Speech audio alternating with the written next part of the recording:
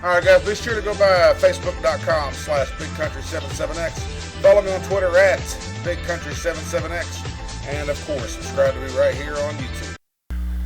What it do, what it do, what it do. What's going on, everybody? Big Country. Yeah! I'm going to tell you right now, I got a topic in mind. I was trying to get some people on the Skype to see if we get some other voices involved in here. And I don't even know what gameplay is going to go up behind it, so I'm sure it'll be maybe Modern Warfare 3 or something. May just do a couple of different ones depending on how long I talk. I'm not really sure yet. But, it's like 8 o'clock in the morning. I just got home from work a little bit ago. My family just left for work and school. And I'm ready to do a con, but everybody else is going to work or going to school or something. So I'm just going to do this solo. And honestly, this is probably, I think I'm going to do this a video response to King Nappy's video from yesterday when he was talking about YouTube and family. What your family thinks, or what does your family think or react to you doing YouTube? Now, it kind of got me thinking about it. And this video is going to be called How YouTube and Video Games Saves Lives. There you go. That's going to be a good title because, well, just in response to video, to Nappy's video, when you're a child, your family, your mother or father or whatever may. So I can see how some parents will think you're wasting your time, blah blah blah, and all that jazz, and think you should go outside or do something else more productive or whatever with your time as opposed to playing a video game. But on the other side as well, then you got to, when you get growing up, if your partner who's your wife or husband or whatever is with you, girlfriend, boyfriend, if they're not into the things that you're into, it can cause some conflict between you and them because it does take time. That's about the only thing you're really spending in this doing commentaries is a lot of time. And I had to, I don't do YouTube or video games as much as I used to because I did, come and figure it out the hard way that, I'm putting a whole lot of time in here and not enough time with my family. So that has changed dramatically over the past couple of months. And my activity shows that. So when you're an older man or old fart like myself, you got to just do that.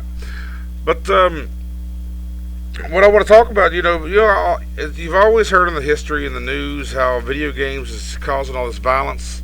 Grand Theft Auto made me go out and rape this bitch and get points, or made me go out and shoot this motherfucker because he robbed the bank in the game and didn't get killed. I can do the same fucking thing. Whatever, dude. Here's the way I'm looking at it. If your kid is upstairs in his room playing a video game, then he is not on the corner with his friends selling drugs. Or your daughter is not out at some frat college dorm at some party getting screwed by 15 fucking men. If your kid is in the house playing the game, you know exactly where they are. You may think it's rotting their brain or whatever, but for a lot of things, a lot of these games, you do have online, you have the interaction with people. You're being sociable because you're meeting more people online than you will in real life anyway, just by sheer volume. I'm not saying you're going to get along with everybody or like everybody, but by sheer volume and interaction, online is really a great place to meet people, especially because you all have that same common interest, which is the video game. You don't have to spend the time like at a Go-Mart or a convenience store or whatever. Saying, hey, you like this, you like that, you like this, you like that. I ain't gotta ask you if you like Call of Duty. You're fucking playing it with me, right? So there, boom, you got a relationship that you can build on from there. I'll say it again. If your kid is playing a game, he's not out robbing somebody. He's not out breaking into somebody's house. He's not out with the peer pressure of today's youth, 13, 14, 15 years old, going out smoking cigarettes, drinking beer, doing what they're not supposed to be doing. And especially if they're young kids that are actually commentating that for YouTube as a hobby, then there's even more time devoted to that. So you really then know where your child is because he's in there trying to do some editing video of his montages or his some Minecraft or doing regular series shows. And some of these kids are actually partnered with people and they're making money at it. So they got to put more time into it, and they're getting a return off of their time. So I don't know. I think in my, let me know what you think in the comments there, guys. I mean, think about it. I'm gonna say it again. I think this gaming and YouTube's actually saves lives because I bet you 20 years ago, if today's technology was back when I was younger, just say from when I was younger, I probably wouldn't have gotten in trouble when I was younger. I mean, because granted they had video games, you had Atari and Nintendo and stuff like that, but you didn't have the online stuff that we have now. Again, because of the online interaction, because there's a lot of times where I don't, I'd rather just hop online, hop in a party chat with Big Al, or Nappy, or Twit, and just chill out, not even really play the game, just kind of have the headset on. We just sit there chilling, and as opposed to going out with my wife or family or hanging out here watching TV or just whatever, but if there was I could say, I think I can confidently say, or I do believe, that if the technology was out there, earlier, or even now, I think that the gaming and YouTube is preventing a lot of crime that would probably be there without this being here to take up those people's times, their spare time. So, I think, like I said, 20 years ago, if technology was here, people who's been in prison now for murder or rape or whatever, I think a lot of them, those percentages would have been down.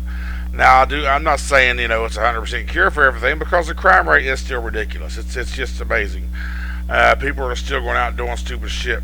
But at the same time, when you're a parent, like myself, I know where he is. Right now he's either at school, he's either at basketball practice, or at his games. I always know where my kid is. And even when I have to leave him here by himself or whatever, I check on his, he's got his laptop and his phones and his iPods, and he's got his PlayStation and Xbox upstairs, and everything he does through my network, through our network here at home, I can go into my router stats and look at his connectivities. So I keep an eye on him. I keep track of him and see where he goes to, what websites he goes to, and all that jazz, just to kind of make sure he's not doing anything he shouldn't. And every now and again, he'll post a couple words on Facebook that he shouldn't have posted, and it only happens a couple times, but he hasn't done it since he really got in trouble last time when he said the word fuck on Facebook.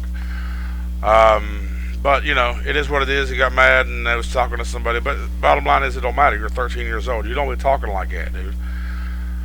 But yeah, that's my thoughts on the whole gaming deal. I think right now the gaming is preventing a lot of kids from getting into the trouble they may get into without having that sort of release or escape from reality.